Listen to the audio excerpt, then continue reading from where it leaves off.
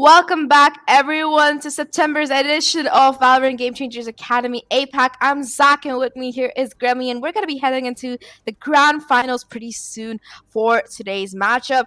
To recap on those who are just, for those of you who are just coming in, we did have the lower bracket final just before this. I think it was Ohana Excelsior versus Chicken Kebab, and Ohana Excelsior dominating performance 13-2 on Icebox to be able to be the team that is going to be playing in the grand finals today. So Grammy, how are you feeling?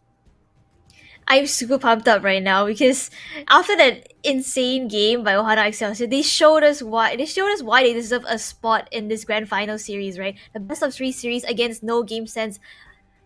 And Ohana Excelsior coming into this, they should be feeling really confident right now, especially after such a dominant win. 13-2 scoreline is no small feat at all. And NoGameSens, well, I do think this is gonna be a very exciting matchup here. Definitely going to be the case, but I think that we do have our map vetoes ready to go into pretty soon. But looking at the performance for both of these teams, right? I think that no game since they've had like a pretty dominant run over the last over the course of this tournament. Looking at the map select, it is going to be Ascent coming up number one, chosen by Ohana Excelsiors, which is a pretty interesting choice because they managed to. I think they did play it yesterday. They did manage to win 13-10 against Harry. They're coming off a victory on that particular map. So that is going to be confident. That is going to be some confidence coming in for them. This is an interesting choice from the side of. I'm sorry, for the decider is going to be mine. Before we talk about that fracture, it's going to be a really good choice coming in for NoGameSens because this is a map where they had an almost as dominating performance as we saw today. It was 13-3, where they managed to really beat Hurricanes as well. So I think that they're going to be feeling very confident on both these maps.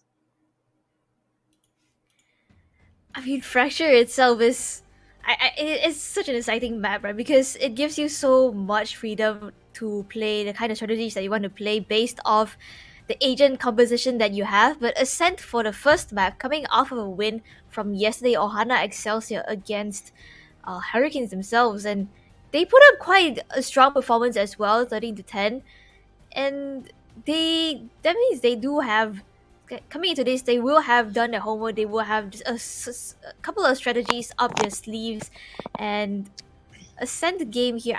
I'm not too sure if NoGameSens have played this map before. I don't think so. So they coming into this game fresh, really fresh because NoGameSens, they don't have as much experience as compared to Ohana Excelsior in this tournament playing Ascent, that is. So there's gonna be, in terms of agent compositions, what do you think we're gonna see? I mean, Ascent, I really want to see a Phoenix. I've been watching Scream played over the course of these last days in the VCT, and I've been extremely inspired, for lack of a better word, to see that Phoenix really popping off. Sure, situations where you all that stuff does happen, but there's a lot of value that it brings in, especially with the buffs coming in, both the flash and the ult. So I hope to see a Phoenix. I don't know if it's likely. Something else that I do see a lot is that Fate and Raze being the duos, and I think we might be seeing that Fade bringing in particular and I think that since it's a map where several team comps really work well, like you can run an Omen, you can run an Astra, both of them work really great. You can run like either a Solo or a Fade or even both of them. You do see a KO coming in a lot of the time as well. And I think for Sentinels, I think you do see the Killjoy or the Chamber being picked almost equally. It used to be just Killjoy, but with that KO buff coming in where that Fragment is able to break that lockdown and stuff, I think that you are seeing the chamber pick rate increasing significantly. You also do see quite a bit of Sage coming in on this particular map because that wall, it brings you like a lot of angle defense. So I think that both that because on a map like Ascent, there are so many agent comps that work. But what do you think was scary? I think Raze and Fade is highly likely. I think we'll see at least one Fade. Hopefully, I want to see a Fade. Okay, then maybe that's just me. I just really want to see a Fade. And in terms of other initiators, I do think that KO is a very strong pick, especially since with that 0 point with the null command, you're just able to shut down so much utility that the Sentinels can have, like maybe a Killjoy, a Lambot, or turret.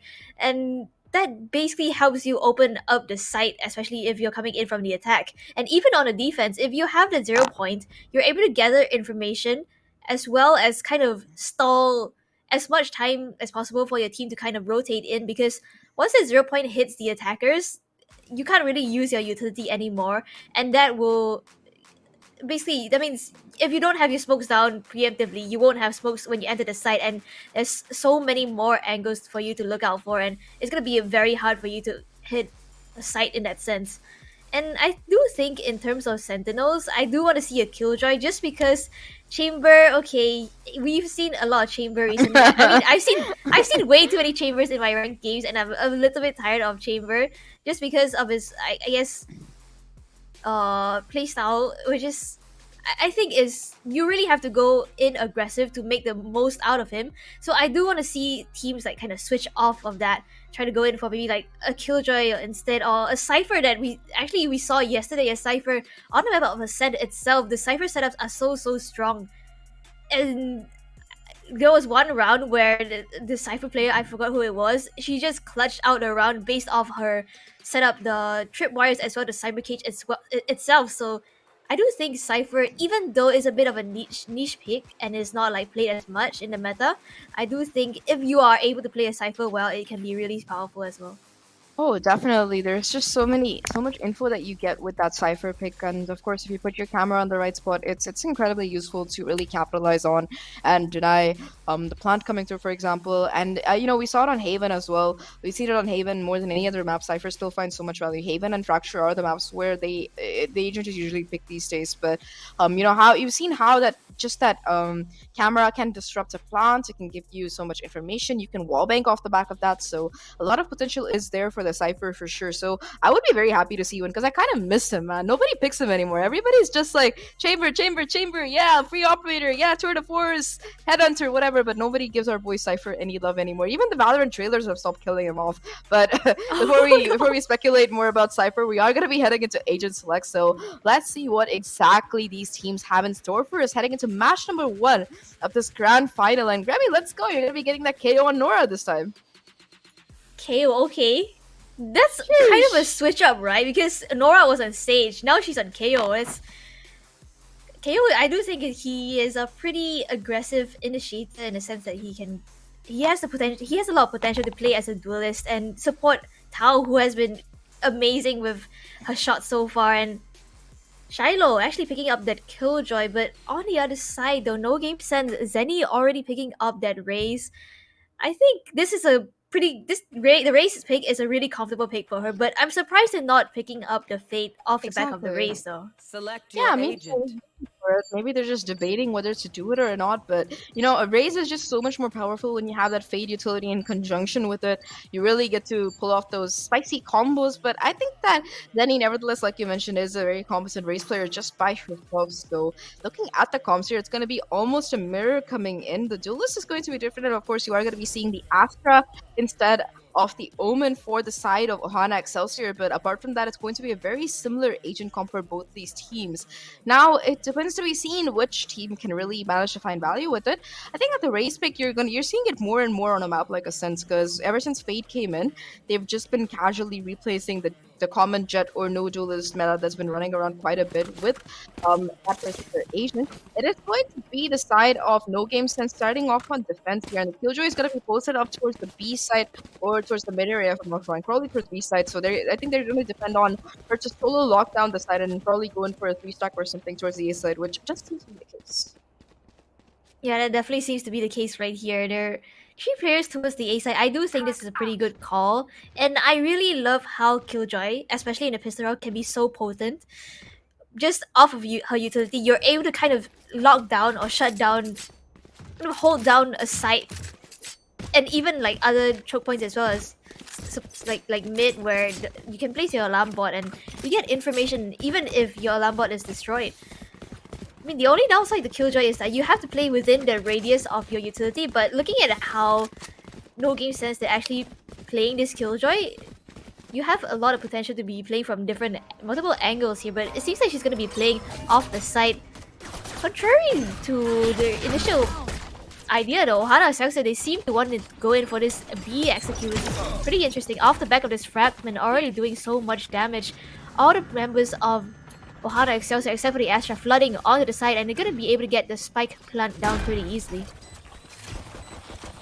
It does leave the side of NoGameSens in a full 5-on-5 retake, and already the post-line positions coming in, they're really good right now. That nade is going to be immediately available because that it doesn't really strike tall though, and adversary with this cross we're able to find so much value. Shimo on the lurk as well. It's all down to just adversary here. I'm sorry, to Seraphine here, but she gets shut down by Shimo, who on that lurk is able to find two. And Ohana Excelsior, they're looking still like they're the same team that was on Icebox, doing a great job. So the thing is that if you look at over the course of this tournament, I think Excelsior, they're like the one team that hasn't really had a chance to face off against NoGameSens until, let's say, if I'm wrong, they got to the lower bracket after being beaten by Chicken Kebab, against whom they did find their revenge. So this is the first time in this tournament that these two teams are really facing off. So a lot of new things available. Despite getting, getting the plant, they are going to be fully upgrading.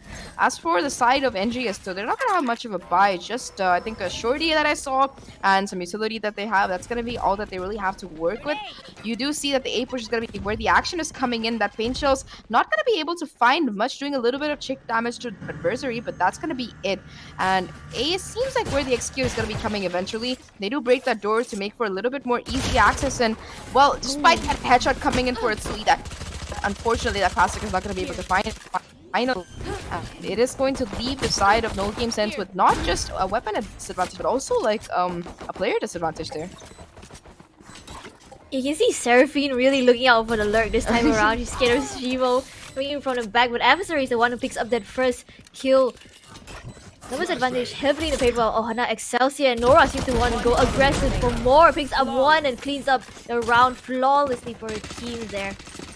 And that's the best situation that Ohana Excelsior, they can get themselves in, right? Because coming into this bonus round, because they bought up these Spectres in the previous round, they won't really have to reinvest, and they could try to go in for a more unconventional play to try and get this bonus round off of the hands of the side of NoGameSens.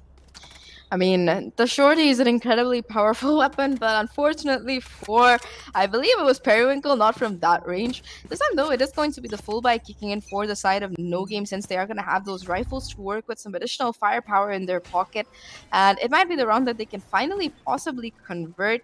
You do see mid control being contested right off the bat by the side of Ohana Excelsior. The run and gun too powerful for Seraphine to deal with, and first blood, it's going to be yet again heading in the direction of these players from Ohana Excelsior. That turret will be broken off the back of that as well, and Tall is not afraid to get aggressive. Doesn't check inside the smoke, does hear the sound though. Will she be able to get away with her life? Manages to get the kill as well with the help of Nora, but yet again gets a little bit too aggressive off the back of that paranoia. Things back down to a 3v3, and the spike is going down. However, the weapons advantage is still in the hands of NG as they find that pick onto Shimo. Two players left for Ohana Excelsior right now. Nora playing a dangerous game in this close angle. Only 42 HP to work with, so difficult right now for these two. Periwinkle finds yet another. It's all down to just Shiloh, who is going to be shut down. And off the back of that NoGameSens, they find their first round. Sure, they lose two players in the process, but a win is a win. And I think they'll be happy with themselves considering how it played out at the end. Yeah, great recovery coming in from NoGameSens right there. Even though they did lose the first member towards mid, they were able to kind of play this retake really well, and they didn't really give time for Ohana Excelsior to make themselves comfortable on the side, get themselves into these post-plant positions especially, and I do think that was what gave them the advantage in that situation. And this time around though, full buy coming in for the side of Ohana Excelsior, but Tao seems to want to go aggressive for this Blade Storms. Already picking up the ultimate orb, the 0 point, gonna be able to spot out a couple players towards A. For NoGameSens, they're aware of this. Zenny seems to be aware. Oh, Tao from above, able to pick up the kill onto Atsui. And that kind of opens up the A side, but it seems like they don't want to go in right now. Let's go in for this rotate instead towards mid. Periwinkle to hold down this cat position. Ooh, the backup is there with the Pain Shell, so perhaps that will help Periwinkle but I think that mid is eventually coming to the alarm bot is gonna give away the game. Going to be Killjoy really available to try and hold off this push here. Carry Poppy with that turret holding an off angle. They're gonna be walking into the crosshairs of her though, and adversary yet again straight. One enemy remaining. I lose it straight, and with the Blade Storm top finding so much value here, it's going to be just a Sheriff that she has to work with. That might be all she needs if she continues hitting the shots like she has been over the course of this game. It's all down to Seraphine in this 1v4, and they're not gonna be letting her do anything. Getting 2 headshots though, and now suddenly things look very doable. Turret giving away her position. The 0 point going to be connecting as well. So much utility being dumped in the direction of Seraphine right now, but the clutch potential is still going to be there in this 1v2 situation. If Nora did not get that headshot, but yeah, third round for Ohana, Excelsior, and a beautiful coordinated push. They get that first pick, they create pandemonium towards that A short area, pulling in a little bit of a rotation, and off the back of that, they were able to do so much. Sure, Seraphine did well. She managed to get these 2 picks. It's very close to her Hunter's Fury, if I'm not wrong, just 1 away. But still, the round is the round, and off the back of that, well, it's going to be NGS who are in a little bit of a low buy position. I don't think NGS, they had to switch something up on their defense, especially Carry Poppy, who's been playing towards the CT position.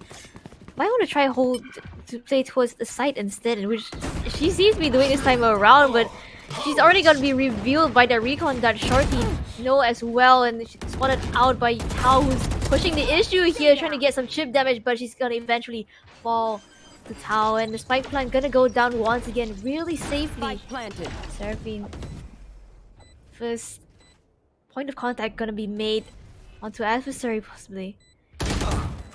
Swings out and finds that pickup onto Seraphine. With the rotations coming in, Zenny. I think she might be able to catch a timing here, just a little bit too late, but this off angle position, Zenny still able to land a shot on the Shibo as well as the adversary. 2 quick kills to try and even out the numbers, but how from a position up above, the showstopper to be utilized as well, but does not connect. It was a little bit of an awkward altercation with both of them running out bullets, but as time ticks down, it's Tao who cleans up the round for a team once again. But I don't think overall pretty good round coming in from NoGameSens. Even though the showstopper may be a little bit of a waste, but these 2 shots though, absolutely amazing. I feel so bad about the showstopper. I think there was 4 HP left on Shilu, barely getting away with her life. I think she jumped over it a little bit if I'm not wrong, but yeah, the showstopper not really finding much, though Zenny is still able to like really hop off there, for lack of a better word. The fullback kicking in right now for the side of NoGameSens, and they have to try and win this round to prevent like a possible snowball coming in. It is going to be the lockdown invested. The immediate Hunter's Fury comes in, and oh no, they don't check this corner, so it is going to be a huge kill coming in. Carry Poppy manages to clean things up, but Nora is there for the eventual trade. The lockdown will be destroyed at the very least, so Carry Poppy will be able to continue playing on the side. Corner spots out the head of one, drops Nora, but the question is she going to be aware of the push coming in from the opposite side? Even if she isn't, it is going to be the judge finding a lot of value. Shiloh able to find 2, but that's going to be it because Atsui and Seraphine are finally going to push back, and off the back of that NoGameSens, they get their first round, their second round on board, the first in a while, and it is going to make the scoreline look a little bit more manageable. They also have 3 ults available, both the lockdown ready for that retake as well as that null command good to go.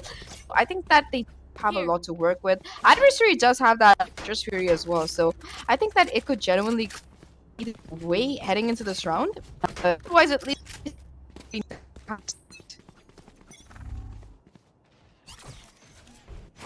This time around though, Ohana Excelsior, they seem to want to go exploring down mid. We see the pings coming through towards Cat, but with noise being made towards A, seems like it's gonna be an A split coming through, and first line of defense is gonna be Perry Winkle, who isn't aware of the 2 players right outside her door. Now she is, and she lands the first shot, and second as well, 32 HP to her name, but it doesn't matter because she has single-handedly shut down the push from coming in from the side, and Azui off the back of the paranoia, able to pick up to adversary, try to salvage this round, but with no bullets, she has to go for this reload, and it's gonna get spotted out by Seraphine. The shots do not connect, and Seraphine takes that kill. 3 points on the board for NoGameSens here. Now I see what Adversary was playing the Vandal on. Because she likes to go in for these crisp taps, and well, the Phantom, it makes things a little bit awkward. But this position from Atsui, it was crucial for the side of NGS to really be able to win that round, just creating like such crucial crossfires that the team really needed.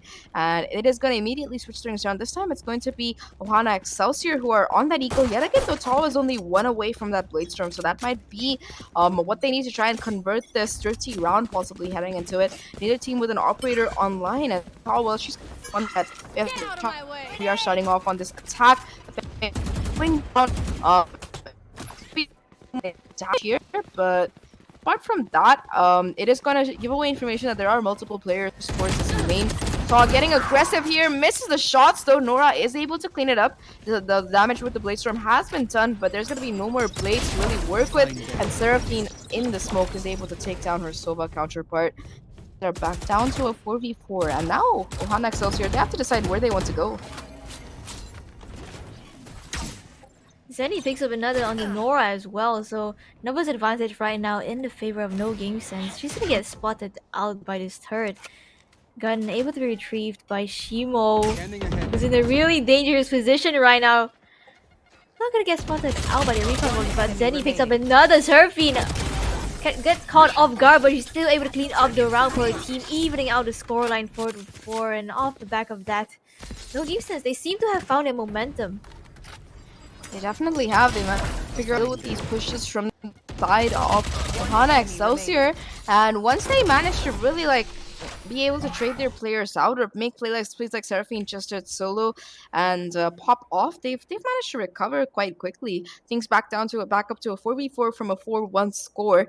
I'm sorry, a 4-4 from a 4-1 score, and that's going to trigger a timeout coming in, I believe, from Ohana Excelsior, who needs to figure out like how are they losing these rounds. They managed to get the plant. Why aren't they able to like really finish up? I do think it's because the NoGameSens, they don't give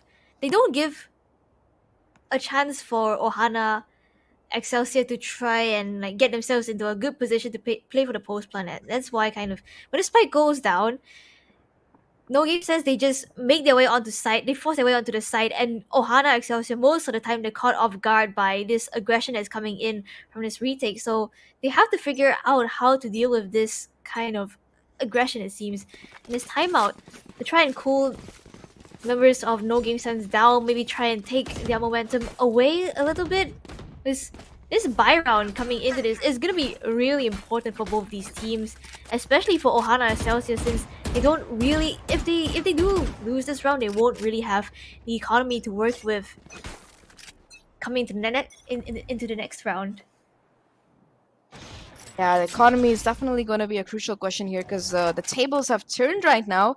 Ohana Excelsior, they were on the front foot, but now suddenly they are looking down the barrel of a gun, literally and figuratively, because like you mentioned, the economy is one thing to watch out for, but more than that, NoGameSens is a team which has shown that they are able to consistently find, if they find the momentum, they are able to run away with it and close out games like in like a dominating fashion, for lack of a better word. Tall is going to be the first player detected. It gets tagged up a very, very little bit by that turret, and will give away some information, but it might just be a bait play here because the spike is positioned towards A main, and in the meantime, mid control is yet again being contested and taken by the side of Ohana Excelsior, who aren't afraid to really go for it. They do have that Cosmic Divide available as well to really get that plant down, so I think towards B is going to be where three players are.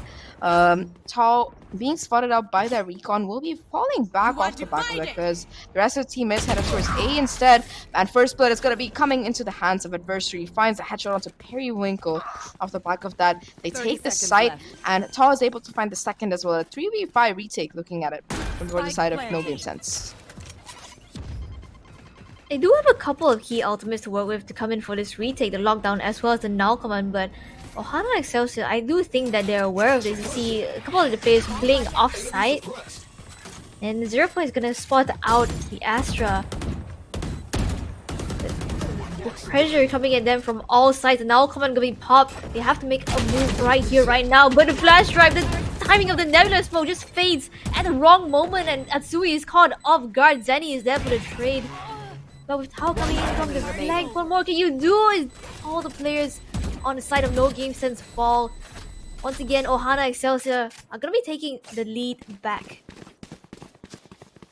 Finally, that's the round that they desperately needed. Off the back of both Adversary and Taw, able to find those first picks there. They're really able to capitalize on it. The economy is still in a good place for the side of NGS, so they will be able to buy in. Also, they have that lockdown still ready to go, and Zenny is only one away from that showstopper yet again. For the side of Ohana Excelsior, though, they are also one away from that lockdown, so they might be looking to go towards that B hit. Nora does have that null command as well, possibly popping it to deny that KO Molly from coming in and breaking down that lockdown. They're going to be running it down towards mid instead, though. Tar going forward, but Seraphine with that off angle, finding the pick, does get traded out. So off the back of that mid control, it's been taken. They know that that's where the push is coming in. That Paranoia is going to give away the Omen's position as well. However, there are two players towards this B side. Both Carry Poppy and Zenny are going to be here. They have to try and hold on to this. Able to find one with Nora, able to yet again find the trade. It's all down to just Zenny here. His position has been spotted, but it seems like Nora's unaware of it as they go down. Things back, all in the hands of just Adversary here. If they manage to find this pick onto Zenny, they might be able to get the KO back up, but no, Zenny is going to deny any kind of that comeback coming through, and NoGameSens, they bring it back 5-5. But you can see how Ohana Excelsior, they try to adapt to how NoGameSens have been playing, right? They're aware that Seraphine has been playing in that market angle, that pizza corner for a while now, and immediately they ping her, they try to flush her out. She's able to get one before she falls, so it's very well done, but eventually the trade does come through.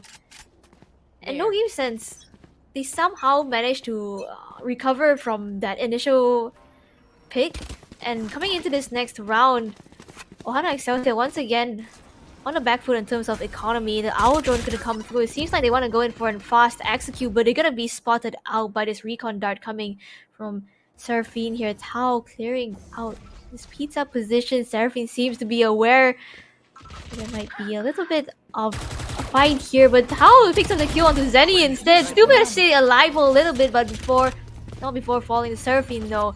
Lockdown gonna come through for the side of Ohana Excelsior, but Seraphine picks up one onto Adversary. Tags up Shimo as well. The lockdown gets destroyed. It's all up to Shimo to try to find what she can, but Periwinkle is the one who closes things out. And once again, NoGameSens. 6 points on the board. They find themselves in the lead. You know, it's Ohana Excelsior to try and bring things back in this half. They do have the economy. I think Nora is going to be forced to play with just a Bulldog, but everybody else seems to be doing just fine. And honestly, Tall will have that Blaze Storm ready to go yet again. I like how Seraphine not only managed to break the lockdown with that Hunter's Fury, but also managed to find a kill and tag 2 other players as well. That was a massive ult coming in, doing so much damage to the side of Ohana Excelsior over the course of the last round. And it seems like this time it's going to be a little bit of a slow approach from Ohana Excelsior. They are focusing on the A side. You can already see Todd just waltzing up mid, not afraid of anything that could possibly be thrown in her way here. Methodically clearing out the corners and up towards this angle. There's nobody really aggressively peeking here to find some information. Periwinkle is going to be the first point of contact, and if Todd doesn't clear this, it's going to be so dangerous. They do, however, and that's going to be the first pick coming in the favor of Ohana Excelsior here. That race out is also going to be used, but not finding much. Zenny with a rifle though is able to do so much, already finding 2 here. Things back down to a 3v3, but as I say, that Taw was already super low. It's going to go down. Zenny on the 3rd of the round. It's all down to just Shiloh. 20 HP left to her name. Even a little bit of splash damage from those paint shells will take her out. So much work to do, so little time. Does get one, but the boom bot! She has enough bullets left to break it, and a 4K for Zen. He is going to give NoGameSens the lead in this first half here. And I think that's the most unfortunate that we've seen today.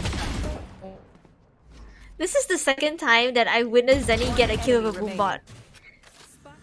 The first was yesterday on Fracture, and once again, the utility usage coming through.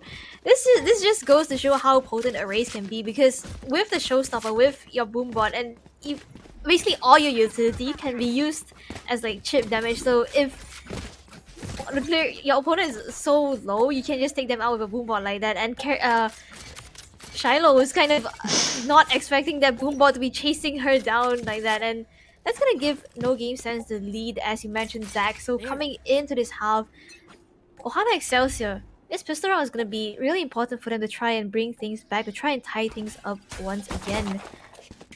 Ooh, that is some quick expectation that Sova Recon to give away any kind of information. Zenny is going to be able to find that first blood. They still have to clear out the backup side. There's not going to be anybody there. Periwinkle gets a little bit too overeager though and is punished by Taw with that frenzy, finding a lot of value. Back down to a 44. The spike will go down, but the players from Ohana Excelsior, they are ready for this retake. Arguably, Zenny is going to be that first point of contact, desperately trying to find these shots here. Does a lot of damage to Nora, but not able to quite finish that kill.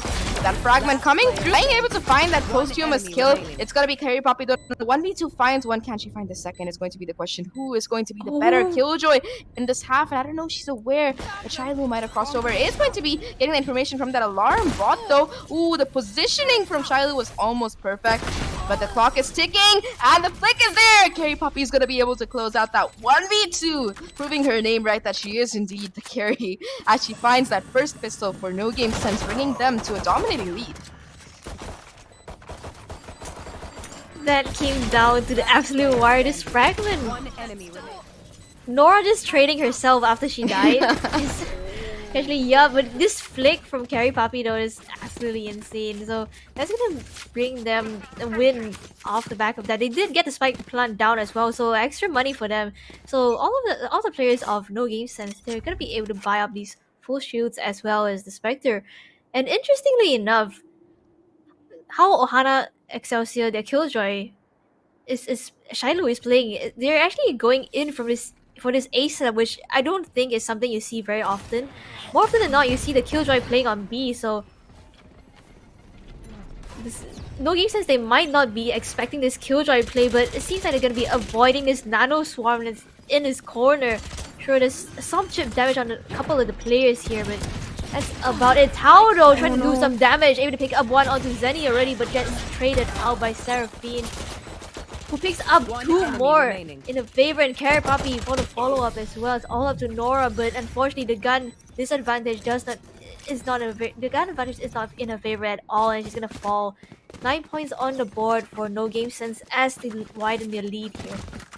I think that's going to be the second timeout being called by Ohana Excelsior over the course of this game. The first one, they managed to win one round after it before NoGameSens they really pulled it back. The second time around, they're in a little bit of a desperate situation. It's their full buy round. They have to convert it to be able to really deny NoGameSens from getting to that score, from getting to that double-digit score. That it's really hard to come back from that, especially when you're a little bit behind. So they're figuring out what exactly they can do with this full buy and how they can continue to win these rounds. But I think that you need to remember that this is a map pick coming in from Ohana Excelsior. After this, they're going to be heading over to Fracture, which is unfamiliar territory for them relatively. I don't think that Ohana Excelsior have really played Fracture over the course of this tournament. They played Icebox, they played Ascent, but I don't think they've played Fracture. On the other hand, though, NoGameSens, they have managed to put up a dominating performance on Fracture, 13-3 in the upper brackets. So, not really a team that you want to be, not really a map that you want to be heading into against NoGameSens, being like one map down right off the bat. So, I think they want to prevent that kind of situation from happening, which is why that timeout has been called. Todd doesn't really have the economy to buy a rifle since she did force in for that Sheriff the last time around, but everybody else is going to be having that superior firepower to really work with, and that's going to be what they need to close this round out. You can see them getting a little bit aggressive towards A main, but that Boombot is immediately going to possibly push them off the angle. Shimo this time around managing to break it and staying alive off the back of it, not taking any damage either. And I think off the back of that, it's going to at least stall the push coming in from the side of these players from NoGameSens. Yeah, we can see the KO, how far she pushed up towards this B main position. So, information gained on the side of Ohana Excelsior. They are aware that there's not much action going on towards this B site, and they have quite a bit of map control right now. Rotation seems to be coming through for the side of NoGameSens, though, towards this B site.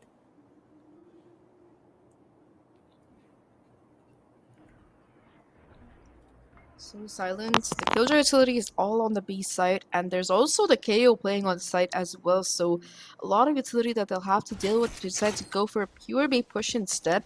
I like how they're not going in for any mid control, knowing that they have the weapon disadvantage. They don't want to fight that battle really. Two players are still towards A though, so they're gonna have to rotate over. 30 seconds left on the 30 clock. They have seconds to make a left. choice. Oh, Zenny gonna get spotted out early. Then she's at a sliver of health. She's gonna get taken. Just a stray bullet, just a gust of wind can take it down. But it seems like they actually coming through towards this B side. Nora not willing to give up her position, and right now she's just trying to stall the time as much as possible. Picks up 3 in the midst of it. Down B. Harry Poppy finds 1 with the nanoswarm somehow, but the time is just not in their favor, and adversary is going to pick up that last kill onto Zenny. So Ohana Excelsior, overall good round coming in from them off the back of that timeout.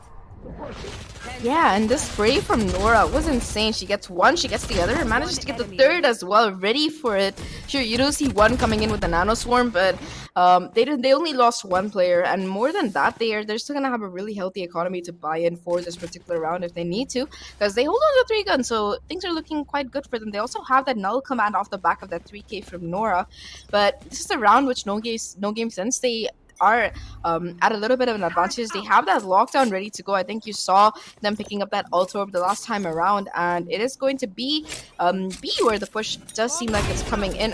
A little bit of an awkward interaction there from poor Shilu, trying to get down that nanoswarm, accidentally setting it off, and well, off the back of that, it is going to be her taking a lot of damage to the spray. Nora yet again playing on side. Her position is known though right now, and that's going to be the lockdown. Finally invested off the back of everything else. That null command though is going to shut down all the utility coming in. That's going to be no satchels available, and Nora just spraying through the smoke, able to find Zenny before the lockdown kicks in and able to rotate out as well. The backstab though, it's going to be traded out immediately. Atsui going huge, fighting 2. It's all down to just Shimo here in this 1v3 situation. Her teammate is down. There's no real way that she can realistically get the KO back up, so she has to deal with this 1v3 all by herself to deny NoGameSens from getting to double digits here. Doesn't have the position really of any of these players. Knows that Atsui is on site, but she has to methodically clear out so many of these angles just by herself. Pulls out her knife, just gets spotted by the respawn on top of everything else, and Carry Poppy's just gonna be able to spray her down. NoGameSens they convert their full buy off the back of that lockdown and keep 3 players heading into the next round. Double digits coming in from NoGameSens here. Off the back of it, they do have the Hunter's Fury to play with, and Atsui is just 1 away from her own null command. Shilu though could have the lockdown available if she's able to pick up that orb, but I don't think she'll be contesting for it this time around. But Ohana Excelsior on the back foot this time around. In terms of economy, seems like it's gonna be a fast A execute coming in for NoGameSens, but they're gonna get spotted out early. 3 players already spotted out. Flash strike to come through to try and deny this space from coming in for NoGameSens. And already 3 players stacked up towards this garden position with Nora holding this close angle. Gonna get spotted out by Zenny though.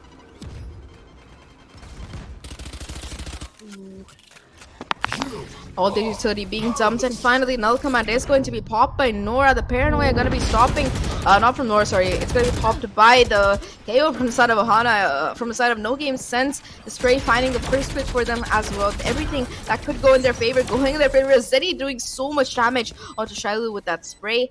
4 players left for them right now. They have to try and make this retake work with this broken buy here. Oh my god, Zenny is able to connect so many bullets, almost getting the pick.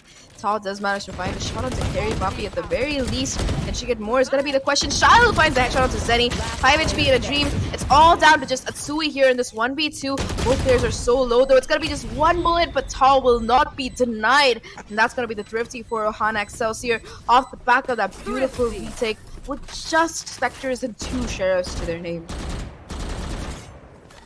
How did they manage to pull it off? Everything was against them not in their favor at all, and Shiloh even gets tagged down to 5 health.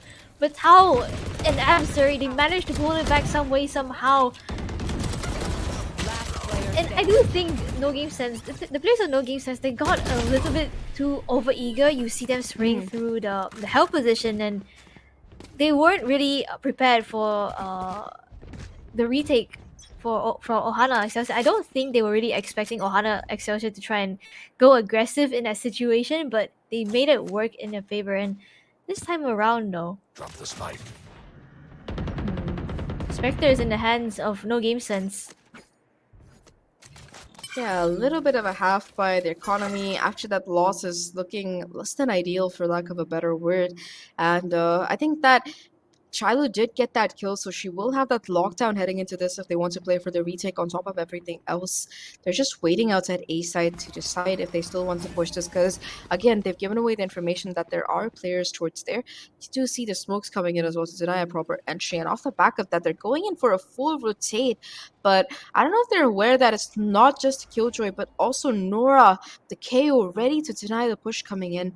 They're regrouping towards mid instead, and Tall is going to be the first obstacle that they really have to face off against if they decide to white peek into this. That recon spotting out Zenny as well, so they're going to know exactly where the raise is, and I think now they're going to be aware that it's going to be a B push coming in, because you see Adverso rotating over, but the first blood going in for Tall, the second as well. Can she get more is going to be the question.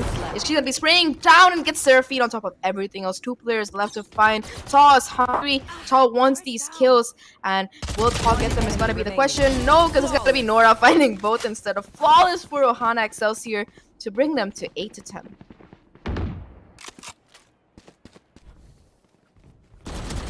Equal round for the side of NoGameSens, even though not much value gained. I think this round was kind of for them to kind of feel out what Ohana Excelsior have been doing and try to figure out a way to adapt to their playstyle. And it seems like they might want to go in for this fast execute, especially since they do have the showstopper in hand. Was the B side, but mid, they want to go and make some contact with mid as well. So first obstacle gonna be Adversary here, who gets pushed off with the paint shells right into the waiting arms of Atsui with that Vandal. Harry probably gonna get spotted out, but a showstopper to come through for the side of NoGameSens. She's trying to go aggressive towards CT, but spots out no one at all. Flying towards Boathouse. Nora picks up two, but Zenny and Perry will try to bring things back in their favor. Once again, numbers even 2 versus 2 situation, as the players of Ohana Excelsior, they have to go in for this retake. Shimo is on the flank, however. They might not be aware of this possible position here, and Zenny is going to be towards the CT. The timing has to be perfect from Zenny to be able to find these picks. The smoke fades away as well, so I think she might be aware that both the players might already be on site. She has to peek for this information, does hear the shots on top of everything else, and well, Carrie Poppy manages to flick yet again, finding the shot, gets traded out. It's going to be a 1v1 right now. Shimo versus Zenny. Shimo does so much damage, but it's going to be Zenny who closes it out. 22 HP to her name, but still gets the round for NoGameSens, who find 11 off the back of that. And I thought that, I generally thought Zenny might be a little bit too late, but this flick from Carrie Poppy is insane. This is the second time that she's managing to hit a flick like that for sure.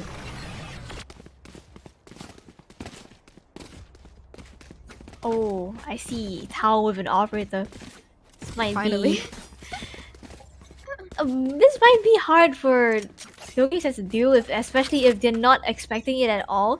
They do have the flash drive and a couple of smokes to work with in the form of the Omen smokes. Nora is the one who makes first contact, and instantly the rotation is coming through for the side of Ohana Excelsior, as two players of NoGameSens, they get spotted outside with the 0 point on the B side.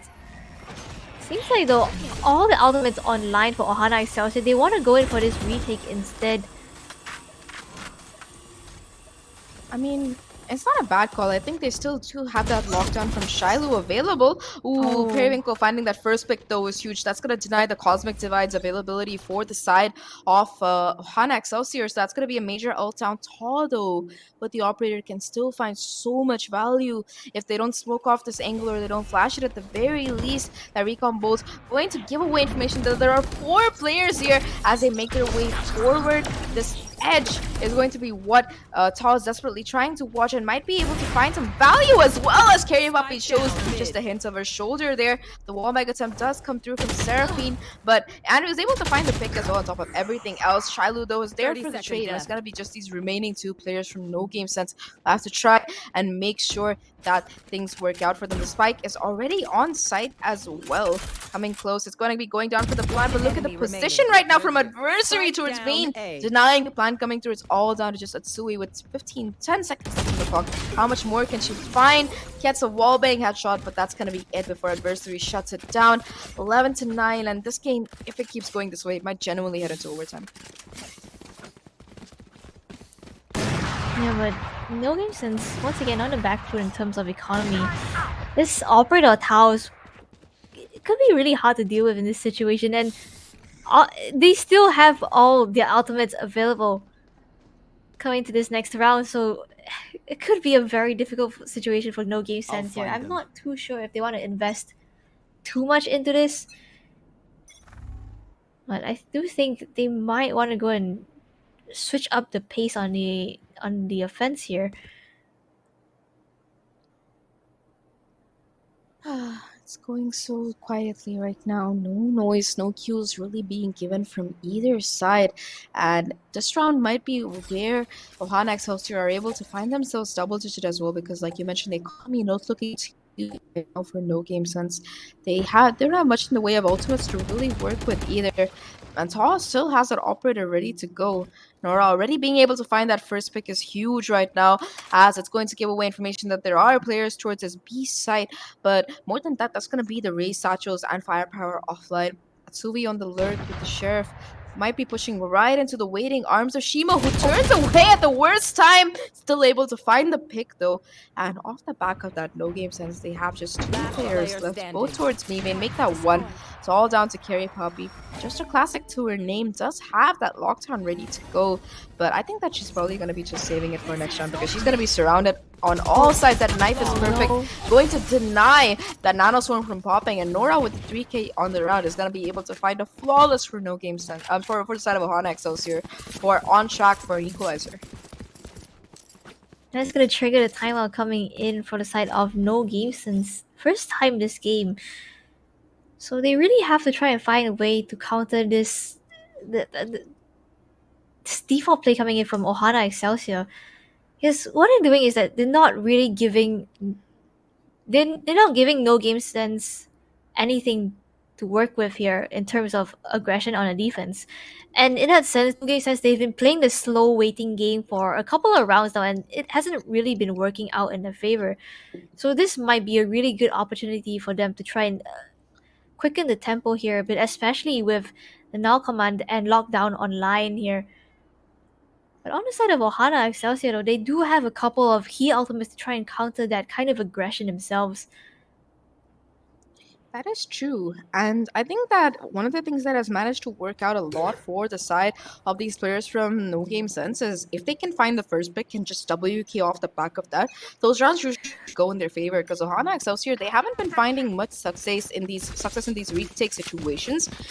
If they get that first blood, if they're able to like completely put a stop to the momentum of NoGameSens as they try to go in for the execute, that's where they really thrive. But this time around, they have to contend with, like you mentioned, two major ults and also the post plants that Seraphine might be using with that Hunter's Fury. So I think B is going to be where the hit is coming in. However, Ohana Excelsior, they do have ults of their own for retake. I think that Nora also has a null command available.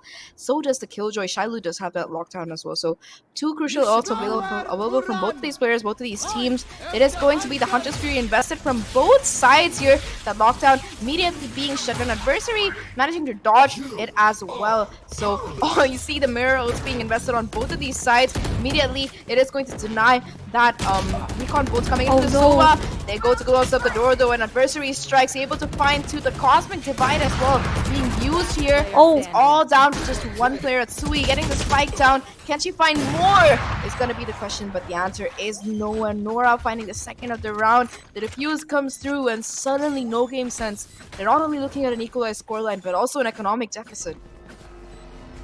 Flawless. There was so much invested for the side of NoGameSens. 3 ultimates, and a flawless round from Ohana Excelsior at that. So NoGameSens off the back of that, they're gonna have like, as you mentioned, the economic deficit. It seems like they want to go in for this force buy though. So try and catch the players of Ohana Excelsior off guard here. But if they lose any weapons this round, coming into this next round, it's gonna be coming into the next round is gonna be a very tough situation for them, especially since after Ohana Excelsior, their bank has been built up from the last what 4 or 5 rounds, and Tao, she's not afraid to go aggressive with her blade storms already. The updraft being utilized to try and gather some information. No one spotted outside of A, so they know that players of NoGameSens, they're gonna be playing towards the B side instead. B is indeed where the hit is coming in, and already the paint shells push Nora off that particular angle. However, Taw is still lying in wait towards mid area. That flashpoint not really hitting, but the shot goes wide, and it is going to be the operator's position completely finally known here. Adversaries there for the backup though, both making her way onto site, sneaking in, and that might in fact cause a complete stall to the push coming in from NoGameSens, who have already invested a decent amount here. The paint shells, the smokes, all of it have been coming in, and the first blood yet again is going to be for an adversary. However, they left the A site open. There's nobody on site, there's nobody towards heaven, and if they can just get a smoke down towards short here, that might be them able to get into the site. Shimo though is going to be trying to probably play in the smoke and sneak out, find the timing, is able to get one, but Periwinkle will shut that down right after. It's going to be a 3v4 retake. Advantage is towards Ohana Excelsior. They have that Blade Storm to work with on Taw as well, and the lockdown to boot, so these players, they have to make their way off site here. Blade Storm finding one, K-Poppy able to find another before anything, and before Atsui can even try to go for that 1v3 clutch, Shilu immediately shuts her down.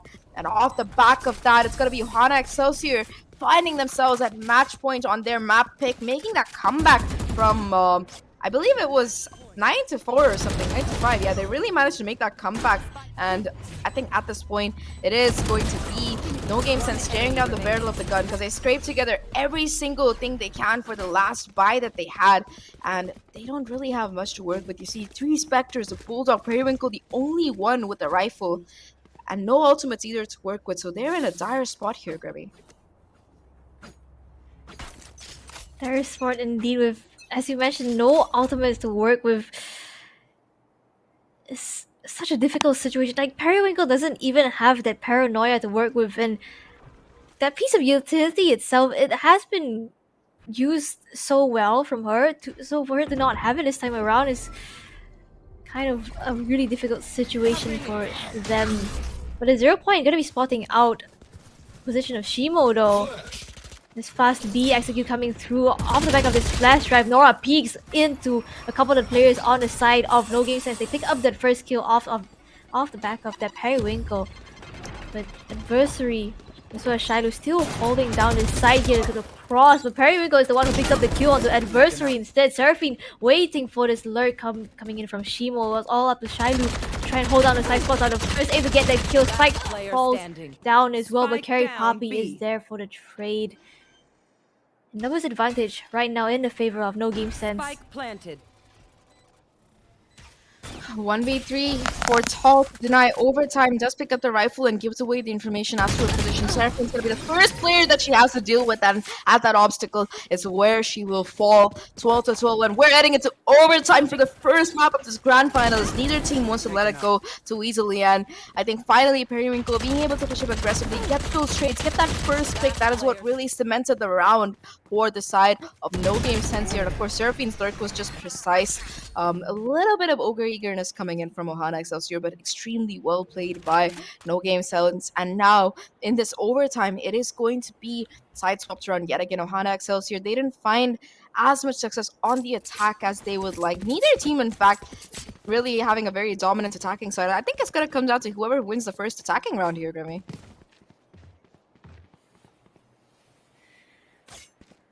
Once again, I mean, both these teams right now, they're on equal footing coming into this round. And like you mentioned, Zach, I do agree, it really comes down to which team wins their attacking round first. You know, Ohana Excelsior is the first to try the hand at that.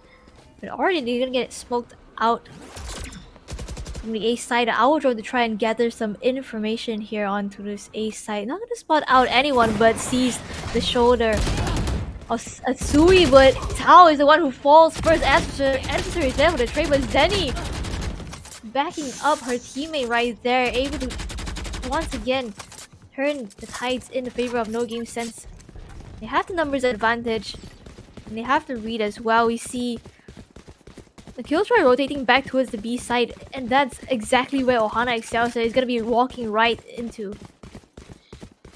All the utility is going to be active and ready to go, and you see that mid has a rotation as well. There is going to be Periwinkle there for the backup. These Astra smokes being given away are going to be giving away some, where exactly these players are coming. However, there's no smoke available from the Astra for the CT angle, so they're not going to be able to block off this crossfire from the Killjoy. Smoke does come down towards main carry puppy, already finding the first headshot. Can they get more is the question, as this crossfire is finding its way. Seraphine finding one. It's all down to just Shilu tries to go to the side to possibly get a plant. The Periwinkle is going to deny that, and off the back of that NoGameSens, they win their defense round. If they can win their attacking, it's going to be what they need to carry them into map number 2, having stolen away Ohana Excelsior's map. But this is where they've been struggling the entire game, being able to really deal with Ohana Excelsior's defense. However, this time around, Saw doesn't have that operator, so they might be finding a little bit more success. Yeah, I do think in the one round before they forced overtime, it was the attacking round of NoGameSens, right? And they made it work in their favor by going for this mid execute, but instantly they're gonna get spotted out by the recon dart of Adversary. So a little bit of information gained, but Tao seems to want to go aggressive here, gets punished for it by Seraphine, and Zenny is the one who picks up the second kill onto Shimo. Adversary tries to pull things back in their favor, but he gets forced off the angle by the paint shells. This is falling apart right now for Ohana Excelsior. They've already lost 3 of their players. It's all down to just the Killjoy and the Sova. Adversary towards mid alone, being surrounded on all sides. Gets one before she falls. Shilu is the last bastion available for the side of Ohana Excelsior to deny this map pick of Ascent being completely stolen away right now. And the timing is going to be there for Atsui. He manages to catch Shilu just as he turns away, and that overtime victory is going to be heading into the pockets of NoGameSens to finally find their footing on the attack. So map 1, Ascent going the way of NoGameSens. Very well played from both teams. It went so far into overtime, and look at Tao on the top of the scoreboard once again, with Zenny not far behind. All these players played so well, and I'm super excited for the second match. Okay, 9 first bloods on Tao. That's I'm like looking at it now. I'm like, how? I think Tall has like almost more first bloods than the entire opponent team put together. They have God. 10 together. Tall has 9 by herself. That's like a testament to how much damage she was able to really do on the defense as well as the attack.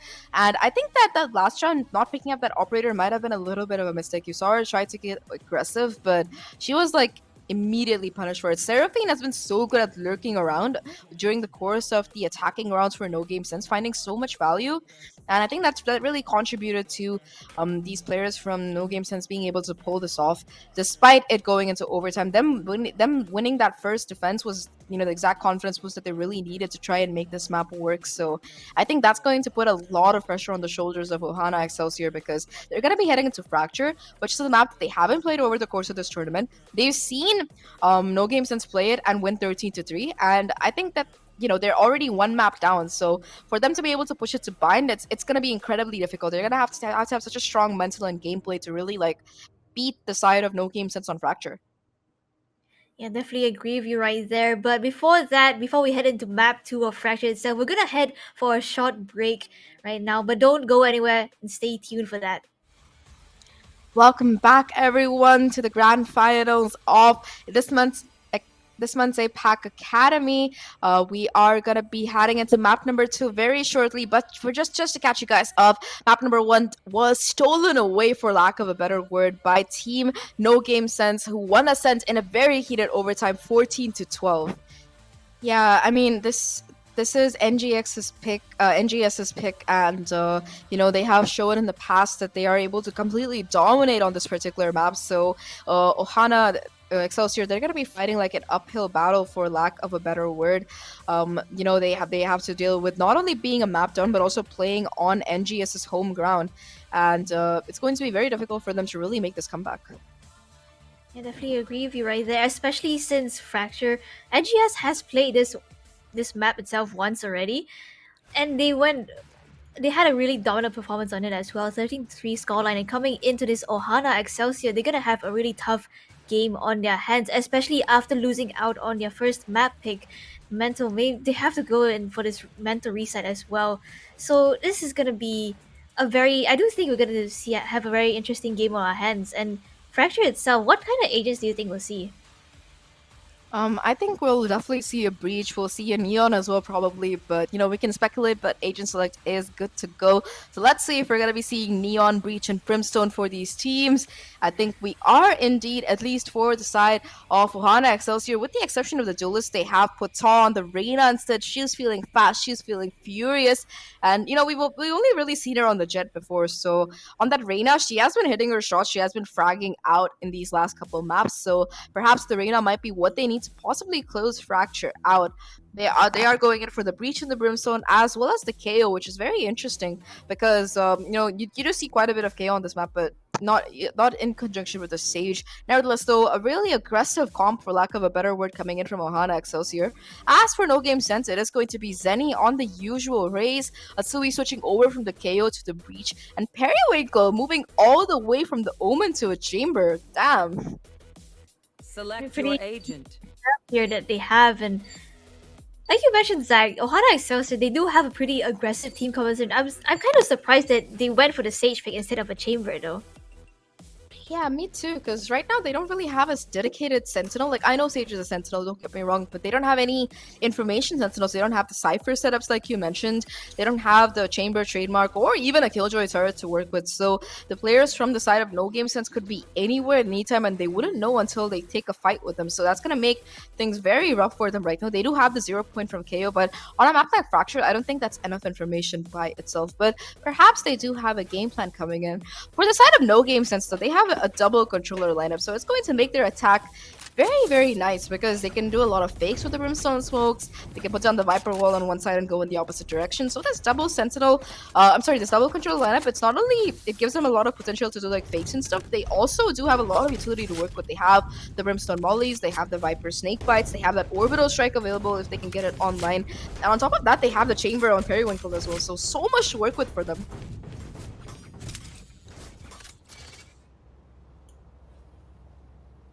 Once again, I think it starts with the pistol round here. Ohana Excelsior, if they manage to pull this off, I do think they have a chance to try and make a comeback. And in terms of agent composition though, NoGameSens, with the double controller setup, sure, they might be able to pull a couple of fakes here and there, but that also means that their playstyle might be a little bit slower just because of the double controller setup. And right off the bat, though, Zenny wants to prove me wrong, apparently, taking out Nora.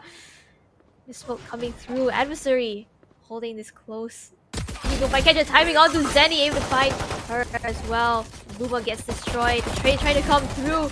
Both of these players playing in the smoke, but Adversary is the one who wins that duel onto Seraphine. Ooh.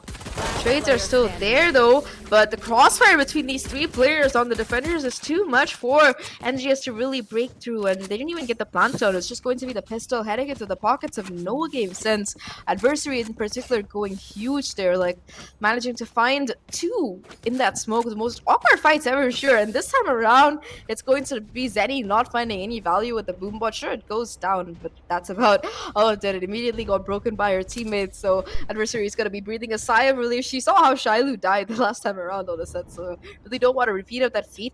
Off the back of that, it is going to be a full eco coming in. 5 classics for NGS to work with, and that's going to be all they have as they try to make this approach towards the B side this time around. You do see the Chamber on the lurk, but everybody else is going to be trying to push in, and Adversary is going to be the player who was probably going to be taking first contact, if I'm not wrong, if they continue to go with this plan. They also do have that Sage who is there to wall off Arcade or, really close off any of these crucial angles, so that all of this Viper utility going down is probably going to trigger rotation and get the side of Ohana Excelsior ready to be able to swing off the back of whatever utility does go down.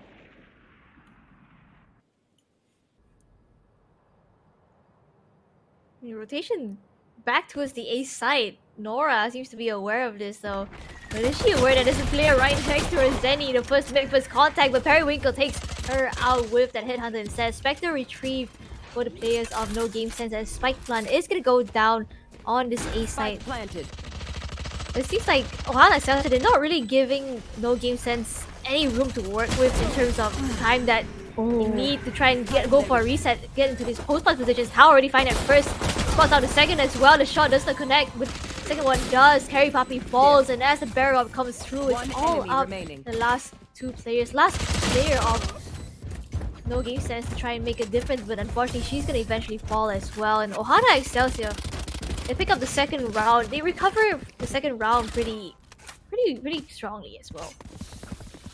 A little bit unfortunate. I think that if I believe it was Zenny who had that Spectre had been able to do a little bit more damage, it would have been the round that they really needed. But unfortunately, she was only able to get that first pick with the help of Periwinkle. Periwinkle got the first pick with the help of her, and it's going to be 4 Spectres that they still managed to take into this bonus round here. Ohana Excelsior, they have a chance at actually converting this. If NGS, they mess up big time. With this upgraded buy though, it seems like NGS, they are going to be heading in for a quick A push possibly instead. Tall, yet again, willing to be the tip of the spear of this defense right now. That boom, that knife comes in a little bit too late as Nora, she's gonna be hunted down. You see that Zenny is willing to give her a happy chase right now. Periwinkle already finding the first pick on the lurk to make things worse here. Tall was able to trade it out though. Hatsui goes down and the backup is there as well. Zenny finding a pick onto Nora. Seraphine will be able to get it, but yet again, Tall doing so much to really trade out these fights. Only 6 HP left on her, and Zenny's gonna catch her in the reload. It's all down to just adversary in this 1v3 situation. The Spike making its way onto the B side though, and it's gonna be Zenny rotating as well to respond to adversary. Her long walk through this defender side is going to just be for nothing because the Spike is going to be on A instead. She might be able to pick up a rifle, so that is something that goes in her favor, but Zenny is going to be the first point of contact, and the one tap is pristine, and off the back of that, NoGameSens, they get their first round. This is where the game truly begins, because Ohana Excelsior, they're gonna be able to buy it up fully this time around. With all these Vandals and Tao already, that Empress online. So if she does get herself in a situation where she feels like she has to fight her way out of it, that could really come in handy. And on the side of NoGameSens though, house shields on a couple of players, Seraphine and Hatsui. It seems like first contact is gonna be made towards this B main position. Already Hatsui gets taken down to half health here. Nora, the 0 point can get destroyed. Spots out Zenny as well. The shot does not connect and she has to fall away off of this angle, off the back of these paint shells.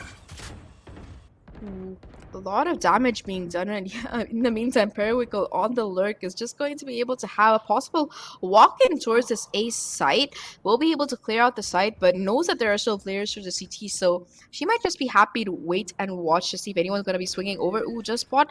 Does she spot the barrel of the gun? I'm not sure if she did, but still, Periwinkle not sure where exactly these players are. Adversary as well towards this door might be able to find some value. Zenny though is gonna be the one ultimately finding the first, but she will quickly trades back and drops the Spike. It is going to come back down to a 3v3, but Zenny is so low here, so little HP to really work with, and it does seem like she's going to be going in for the drop area instead. Won't be able to pick up that orb either. Adversary though pushing out through the door.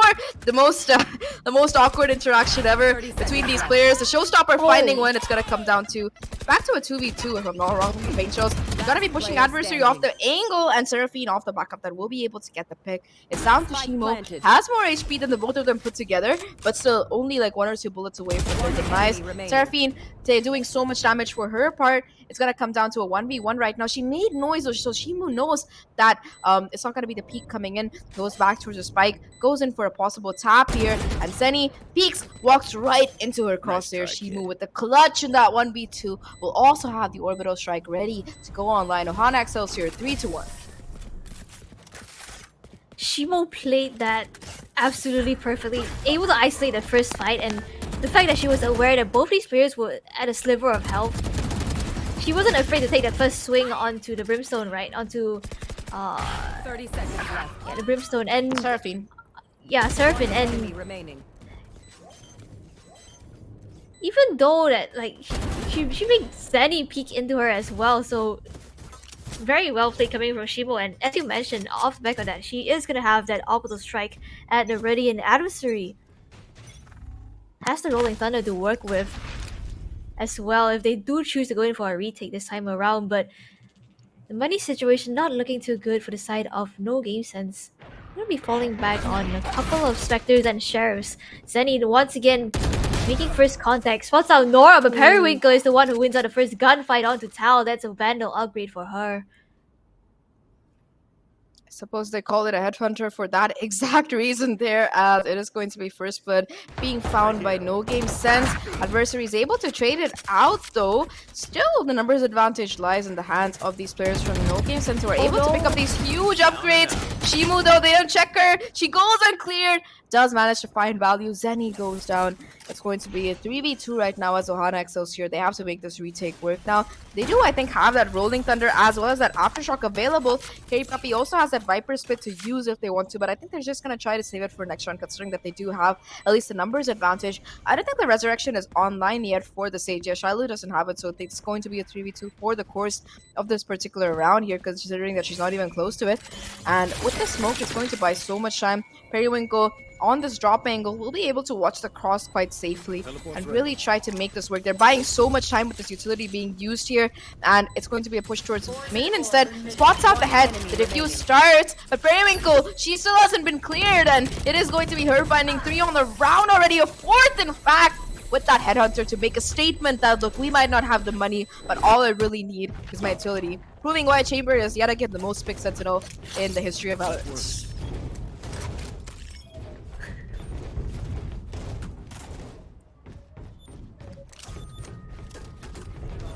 I mean, and this time around, Ohana Excelsior, they're gonna be facing the same situation as NoGameSens did last round, and Periwinkle actually opting for the tour de force this time around as well. It's ready to punish any early aggression that the players of Ohana Excelsior might have, but a 0 point instantly shuts her down. So she's gonna have to wait a little while before she can pull out the gun once again. On the other side of the map though, a couple of players of Ohana Excelsior going exploring. So they have so much map control right now. They're aware of where these players could be. And that could be either like A main or B main. Yeah, they really have no information to work with here. It is going to be Zenny fighting that first kill, spots the second as well, and that's going to be triggering the Rolling Thunder's investment for Shiloh being concussed, being chased down by Zenny, who just satchels in her face without fear to be able to get that pick. And Zenny, in fact, is feeling so aggressive that she's going to be going ahead of the boom bot. So many ultimates though being invested by the side of NoGameSens here, the Viper Spit. It is also going to be the Rolling Thunder, and Zenny finally gets shut down. Doing a lot of damage, taking a lot of damage in the process though. The counter Rolling Thunder, it seems ready to go right now. They have invested the orbital strike already, and Shimo manages to find the timing onto poor Seraphine. They're bringing things back down to a 3v3. Shimo making their way through the smoke though, walking into the embrace of Atsui. That was a dirty shot from Tao. Able to take down that Viper Spit might be the difference that they really need to make this round work, but the tour de force is too powerful to be shut down. And off the back of that, it is going to be NoGameSens equalizing scores 3-3. The Rolling Thunder to force the Viper out of that Viper's pit is just the cream on the cake right there. I was like, wow, okay, that's a really interesting play. But once again, Zenny a little bit too over-eager there, trying to go aggressive, gets punished for it, but she does manage to open up the site. So once again, equal scoreline. A couple of the players on the side of Ohana Excelsior, just one off the ultimate Resurrection as well as the Now Command, but on the side of NoGameSens, they will have the Opal Strike to work with this time around if they do choose to use it for a post plan, or maybe even deny space for the rotations to come in from Ohana Excelsior. But Tao seems the one to go aggressive this time around. He's a couple of players. Zenny's the one who makes first contact though, but Tao responds back in favor, spots out another as well onto Seraphine, and both these players are so low. She managed to find one more, but she's eventually gonna fall to Seraphine. Shimo picks up another kill. So numbers advantage in the favor of Ohana Excelsior. NoGameSens, players of NoGameSens make their way towards the A side. Shimo seems to be aware. Ooh. Periwinkle manages to get that trade though, and still looking very healthy right now in this 2v2 situation. Periwinkle is the one who has to do most of the heavy lifting here because of how low Seraphine is. It's going to make things very difficult. Yet again, taking that first fight, being able to win it out is huge here, and that is going to let Seraphine rotate over and play for time, play for that orbital strike, and possibly try to close out the round here. Does go in for the possible tap, spots out the position, knows where these players are, but only has 6 HP left. Has a resurrection though, so that might prove to be useful. In fact, manages to get top all players up, but that orbital strike is still online, and that is going to be what they are playing for. They pop it. It's going to deny the defuse, and not only that, it also catches Shiloh, and even though Tall is still alive, it is a 1v1. There is no time. And with that, NoGameSens, they take the lead. Seraphine being able to close out that 1v2, doing so much damage there. It is going to be a great round yet again for NoGameSens. One enemy remaining. Again, great crossfire coming through here. Periwinkle and Seraphine with... It really came down to the wire right there, and that's going to trigger the timeout coming in for the side of Ohana Excelsior. Which I don't think is really interesting, because this is going to be an eco round for them if I'm not mistaken. So I do think they want to try to stop the momentum for the side of NoGameSens off the back of this timeout. Maybe that could be the case, but you know, I think at this point, like you mentioned, it's more of a momentum thing than them actually planning out. They're probably planning in for their next full buy as well, of course, but it might also be them just talking about, look, we know that Periwinkle likes to lurk, we know that Zenny likes to go through the doors, try and find some value on Sands. These are the plays that they've been making for the course of the last few rounds, so let's try and figure out how we can stop it. And of course, you know, really manage to trade each other out effectively, because the last round that they lost, right, it was a 2v3. They had the 3 players advantage. They also had that resurrection that they committed so late into the particular round. Shiloh should have just tried to close out the 1v2, 1v1 herself, knowing that the orbital strike was available. But unfortunately, there was a little bit too much time that I believe it was Seraphine who managed to buy it along with Periwinkle. So Zenny is also going to have that showstopper to make things even more inconvenient for the side of Ohana Excelsior, who do have that null command to work with. That's not going to be much. The first pick does go in their favor. The second, as well as Chaw, finally getting aggressive with the help of a teammate, is able to find so much value. However, they're going to be running it down, checking it, and Seraphine on this lurk, hidden in this corner, might be able to do so much here. Adversary with the Sheriff getting 2 as well. Suddenly, this round has turned around on its head here. It's all down to just Seraphine. Spike isn't in her control either, and she has to close out a 1v5 to somehow secure this round and prevent Ohana Excelsior from equalizing scores. But looking at the crossfire, the positions being held by these players from the side of Ohana Excelsior, it's going to be a very difficult task. 3 on the round for Tall and 4 for Ohana Excelsior. That timeout paid dividends for Ohana Excelsior right there. Off the back of that, they were able to stop the momentum from NoGameSens, and Adversary once again. These 2 shots with the Sheriff, absolutely insane and critical to try and in securing the round itself, because at a point in time, NoGameSens, they didn't have the manpower to work with anymore, and off the back of that, they equalize the scoreline once again. Still have the Empress as well as the Null command to work with, but Shimo with an interesting weapon of choice, the Bucky in fact. Never knock the Bucky. That's the biggest lesson I've learned. It's just something that you don't want to mess with. It especially in these close ranges. If you can connect that instant headshot, great. But otherwise, it's going to make things so difficult right now for the players from NoGameSens, I believe.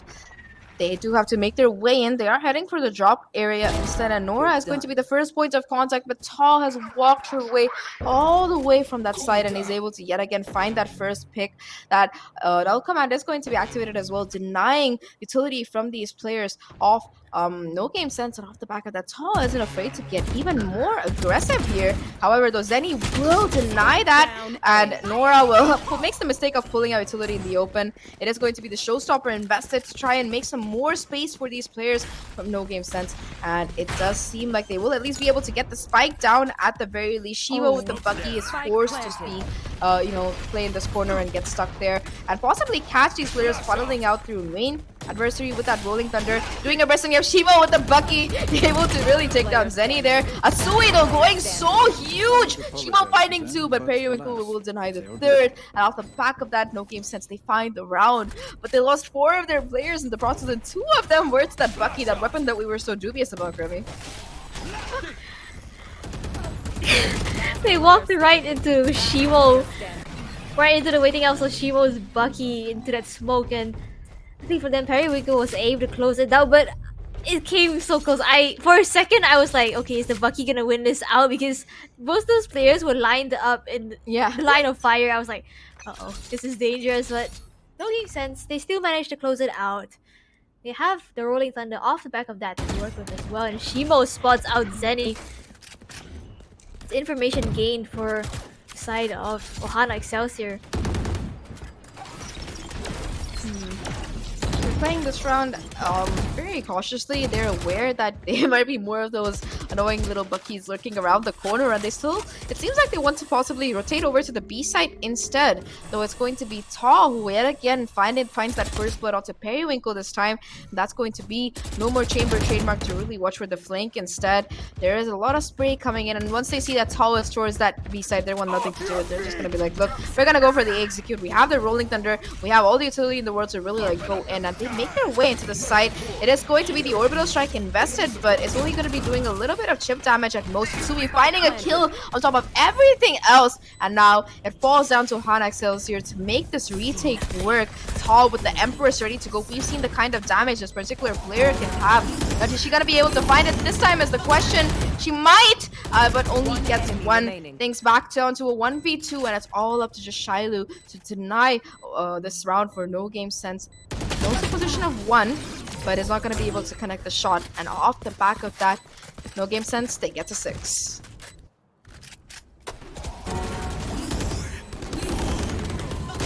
Again, the Empress almost making things difficult for NoGameSens right there, but they managed to pull it back even after losing Periwinkle right off the back of the round. They managed to win it out as well, and this time around, Periwinkle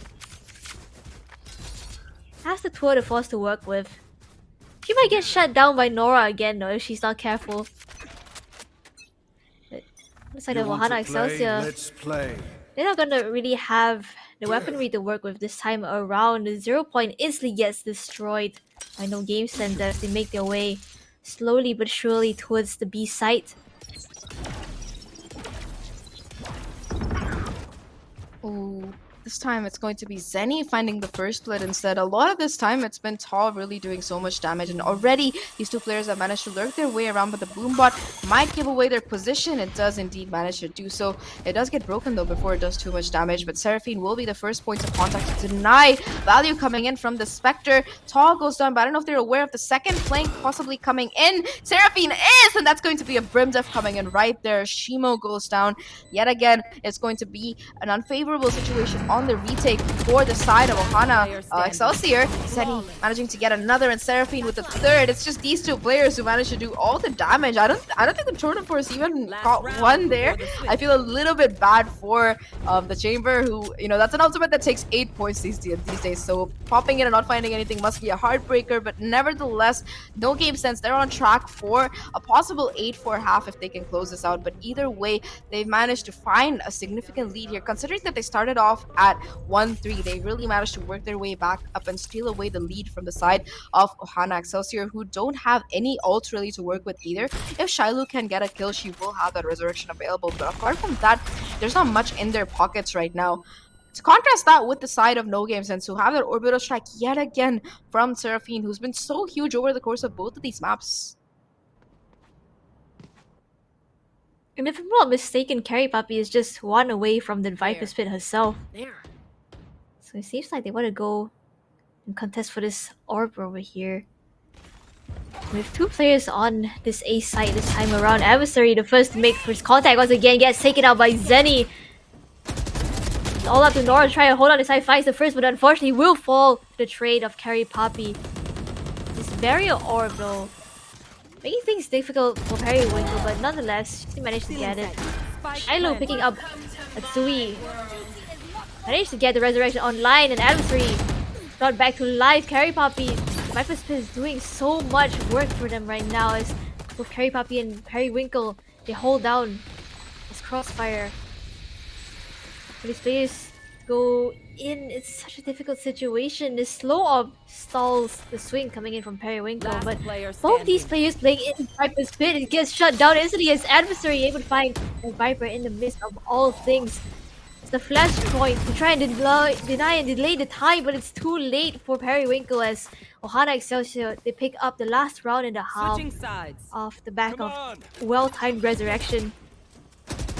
Yeah, this time around, Shiloh manages to get it in time for the rest to find a lot of value. And this pick onto Atsui was so crucial because not only did it give the resurrection, it also denied all the breach utility coming in. And this is just a beautiful diffuse. At first, she was like, yo, you stick it. It's okay. I got it. I got 2 flashes. I got a concuss. I got everything in the world to throw at poor Periwinkle. And that's exactly what happens. The diffuse gets stuck, and it is going to be a 5 to 7 half.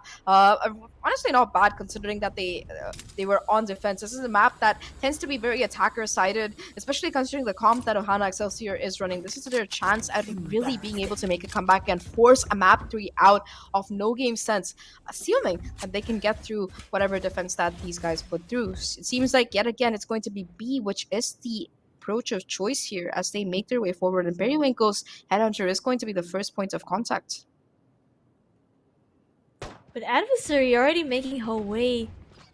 Okay, I don't think she expects 2 players here has to rendezvous away to safety.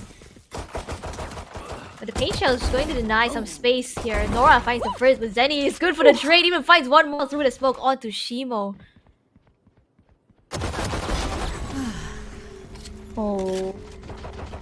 Although strikes back and is able to get up to a really healthy HP. It's all down to just Carry Poppy on the lurk, knows where the spike is, does spot out the Reyna, is able to get the kill. No! Tom manages to do the 150 HP, proving too much for Carry Poppy to really chew through before Tom flicks over and gets a shot. And off the back of the Ohana Excelsior, they get the pistol yet again.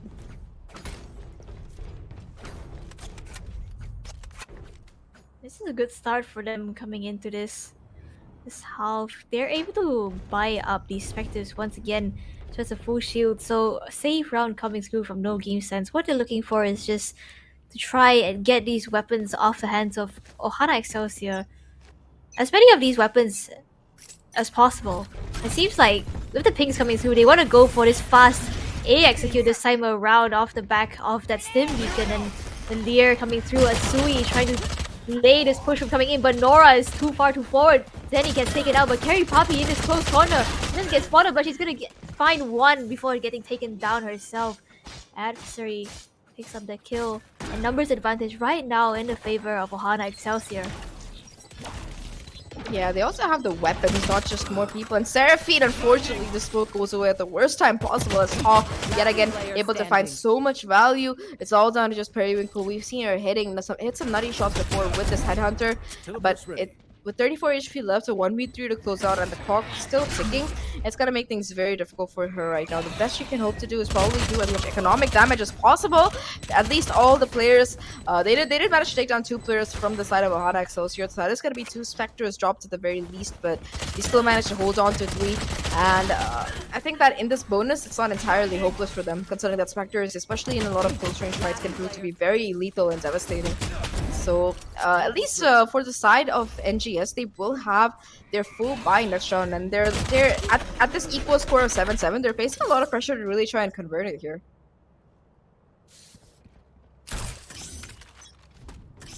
Adversary actually opting for the Vandal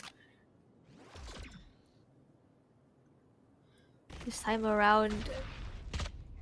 Ohana Excelsior, they want to head towards this B side instead. Periwinkle finally wins that gunfight, wins out the second one as well onto Adversary. That's 2 players from the side of Ohana Excelsior taken down. Gun here. The rotation is gonna come in. Shimo does spot a weapon upgrade. Gun here.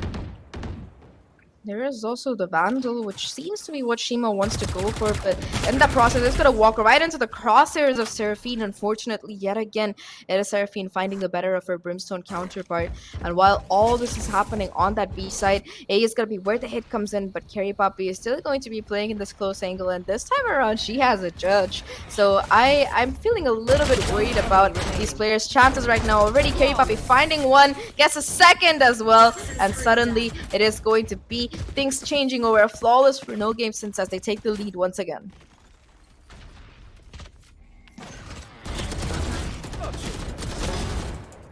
I think this round was essentially what they need to try and One enemy remaining.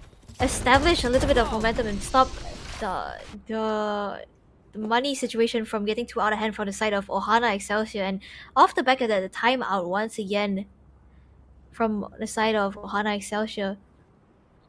They really have to be able to convert this coming buy round to prevent NoGameSens from making this making the situation into kind of like a snowball situation. And off the back of that, they do have the null command online and ready to be activated in their favor, so they could look to go for a fast execute once again off the back of a steam beacon. Really is. I mean, they don't have much of a. They will have their full buy coming in, and they're gonna be dealing with the same from NoGameSens as well, because they didn't lose a single player, so they're all gonna still have their rifles. I think that they barely managed to do a little bit of chip damage to armor for the Viper as well as the Chamber from NoGameSens, but apart from that, the economy is looking extremely healthy right now for them. If they can win this round as well, they won't have to worry about money for a while. And Adversary, having forced in on that last round, is gonna be put in a very unenviable position. Only a Frenzy to really work with, as the rest of the team is going to be buying in, and it's going to put them in a rough position. They do have that null command from Nora, though, to try and make their way forward and push through. You can already see Tom running down towards the dish, trying to get Adversary possibly an extra gun here.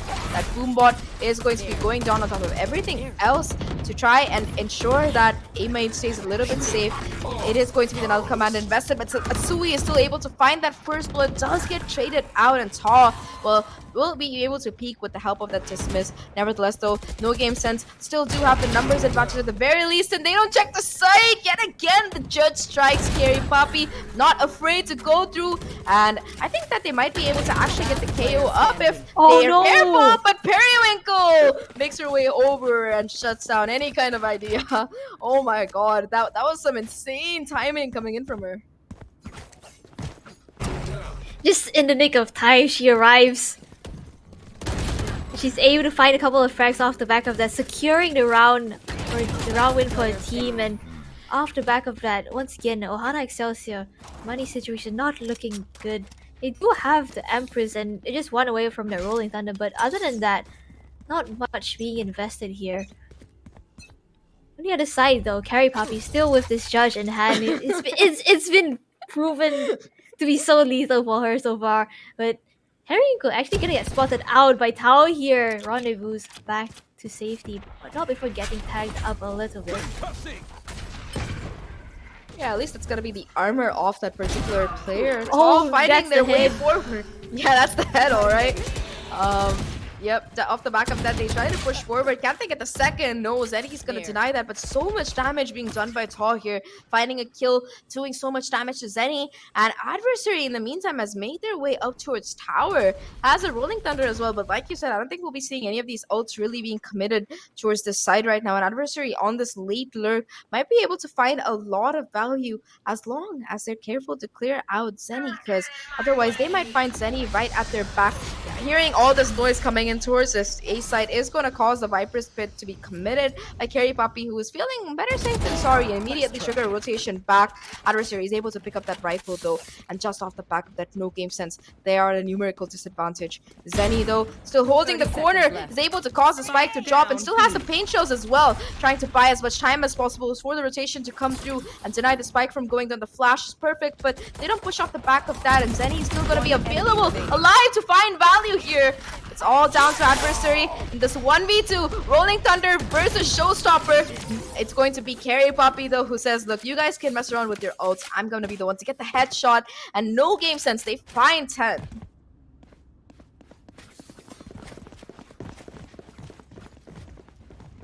I think Zeddy, they really found a timing right there. And okay, the showstopper, the showstopper Rolling Thunder. Unfortunately for it didn't connect, but it was very fun to watch. It looked This is really not, awkward. yeah, you just see the rays flying through the air and then she gets knocked back. This time around, tour de force utilized by the side of NoGameSens. Ohana Excelsior seem to want to go in for a fast execute, but they get instantly denied by that aftershock as well as the fault line. Still trying to push their way through though. Nora, as well as Tao, first off into the round, but Shimo is the one who clears up the site. Tao good for another as well. Empress top. Almost trying to come through for the side of Ohana. For the side of NoGameSens as well. Denies the spike plant. Periwinkle from the back. Need to pick up one. I have the spike. Zenny gets spotted out. Both these players Teleport's ready. on the side. Periwinkle notes the position Spike of planted. one. Zenny is super low here, and Tao has the Empress popped as well, so that's going to be additional fire rate as well as her being able to dismiss and get in much faster. As I say that though, that fades away, so Periwinkle yet again is in the position of doing a lot of this heavy lifting here. Putting down that chamber utility is going to give away her position. Tao being able to find both headshots, in fact, keep Ohana Excelsior in this game as they try to make the comeback and bridge the gap between these rounds. 8 to 10 right now, and Tao with 3k to her name, hitting the most clean shots ever. You know, I think they messed up that sage wall, but it actually proved to be quite good because it let them get the spike down, and also like block off that main angle, which is very pivotal when you're pushing in with something like a tour de force there. This time around though, it is going to be the economy still good for both of these teams, and in particular it's excellent for Ohana Excelsior because they managed to win the round, so they will have more of a buy to work with. Everybody on board, in fact, with rifles, so that might be the difference maker they need. Yet again, it is going to be towards drop where the aggression comes in. You hear the running coming through, but Saw still manages to get that first pick. Wow, Tao is on fire today.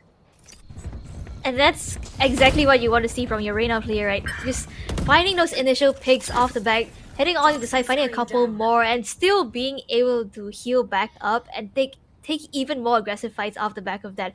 And she even knows that Periwinkle might be coming in from the flank. Unfortunately, she's going to be falling down to that, but the rest of the players of Ohana Excelsior, they're going to be making their way onto the side. This time around, they do check Carry Poppy's location. Position, Shiloh takes her out in the right direction. Once again available, but unlikely to be invested. Adversary though, waiting for the flank from Periwinkle. One enemy remaining. Shimo catches the timing onto Seraphine's all up to Asui, gets flashed up as well by a counterpart breach. And Shimo coming in from the back. So much for her to do, but she's unable to find anything at all as Adversary is gonna take her out. Ohana Excelsior at 9. They really don't want to give up, and I can't blame them because if they can't afford to lose this map. If they lose this, they're gonna be placing second, and they're gonna be losing the grand finals. So there's currently a lot on the line here for them.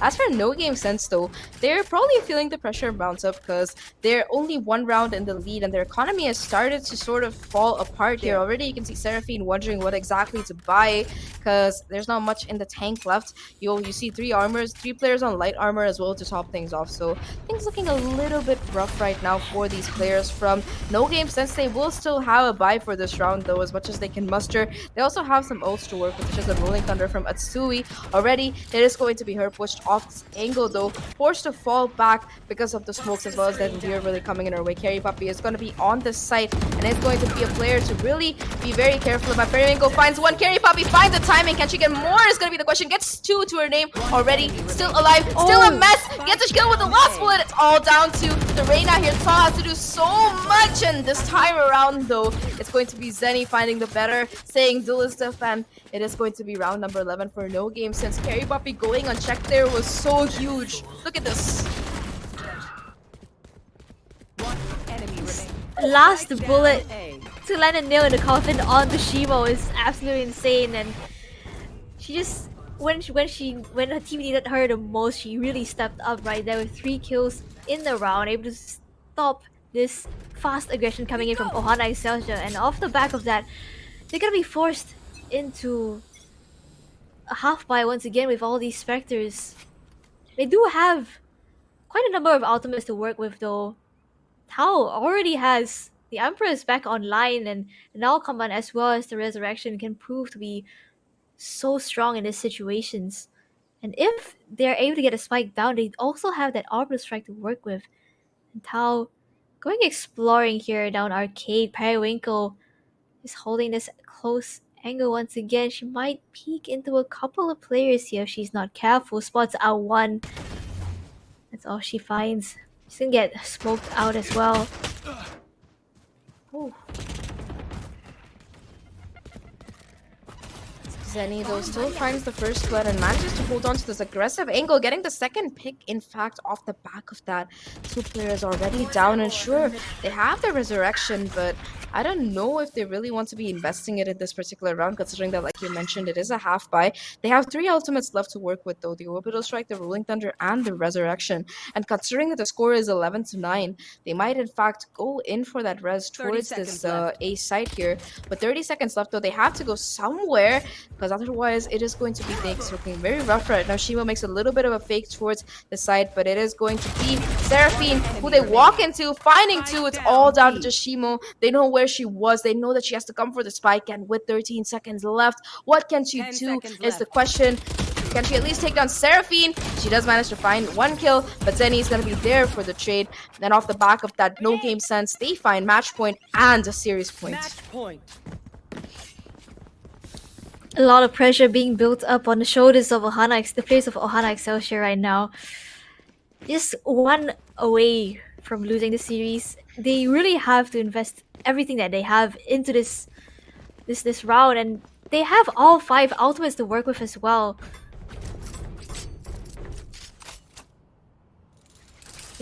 It might be what they need. Yeah. Yeah. Fast execute once again coming in from these players, but the fall line instantly stalls them.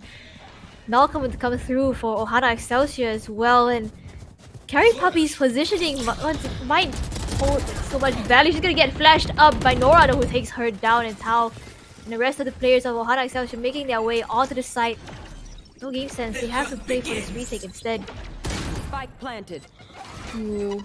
It's going to be a 3v5 though. Periwinkle on the flank has to find a lot of value. Does manage to find one. That's going to be the Orbital Strike offline. The Rolling Thunder gets checked as well, but adversary's position is so important. It's going to completely deny that Showstopper finding value. It's going to be just Periwinkle left in this 1v2 situation. Does manage to spot out the KO, but is going to be hit with that concussion and eventually taken down. 10-12 in Ohana Excelsior. They're only 2 away from taking this to overtime yet again, but it's such a long road that they have to walk here, having used 2 of their ults to really try to convert that round. They still have 3 major ults left in their pocket though. They have that Rolling Thunder, the Orbital Strike, and the Resurrection available. As for the side of NGS, well, you saw what happened to that Showstopper. Apart from that, though, they have that Orbital Strike to possibly deny the plant, so they just need to win 1 more round. Just 1. Just 1 is all they need, and this time around, Ohana Excelsior want to go in for this fast B execute instead. Tao already tip of the spear, leading charge off the back of this Rolling Thunder, pushing her way onto the site. It seems like once again, NGS, they might want to go in for this retake, but Zenny has something to say about it. Though adversary gets taken down, but Shimo is there for the trade. Resurrection come through. Shimo trying to go aggressive here, but Seraphine picks up 2 off the back of a well-timed Orbital Strike, as well as the Spectre, the 3rd in the round as well, and they close it out in fashion as Sui and Periwinkle both find picks on their own, and that's NoGameSens taking map and series point to become the champions of this tournament. A flawless round. That they didn't lose a single map though. To be fair, the previous matches were all best of ones, but this particular series they really did not they did not give any ground to the side of these players from Ohana Excelsior, who tried really hard, by the way. Both of these maps were really close. 14 to 12 was the first one, and 13-10 is the second. And Zenny, in particular, on this particular map, 8 first splits to her name. Ta on the Reina doing everything she could to keep things alive for the side of Ohana Excelsior. But ultimately, I think the team coordination from the players of NoGameSens was just too much for them to really tackle. Especially, you saw towards the last round the kind of crossfires they were holding, the kind of trades that they were really able to get, and finding so much value off the back of the utility that they were using. I think that NoGameSens, they just proved to be the better team today. Yeah, I definitely agree with you. Winning out that first map in overtime on Ohana Excelsior's map pick really gave them that confidence boost coming into this next game, right? And Ohana Excelsior, credit to them, they didn't falter even though they did lose out on a map pick. They tried to come back into this as strong as possible, and they did put up a great performance as well, so kudos to them. Definitely, but at the end of the day, we can have only one victor, and that is going to be NoGameSens for the September edition of VCT Game Changers Academy. Congratulations to them. They're going to be walking away with the $250 first place prize, and I think they'll be feeling very happy with themselves. Anyway, though, I think that is going to be it for today from us. I'm Zach, and with me here is Grammy. This is VCT Game Changers Academy APAC, and we will be seeing you back next time pretty soon, or for Elite, which is coming up next month, if I'm not wrong, October 1st. So get ready.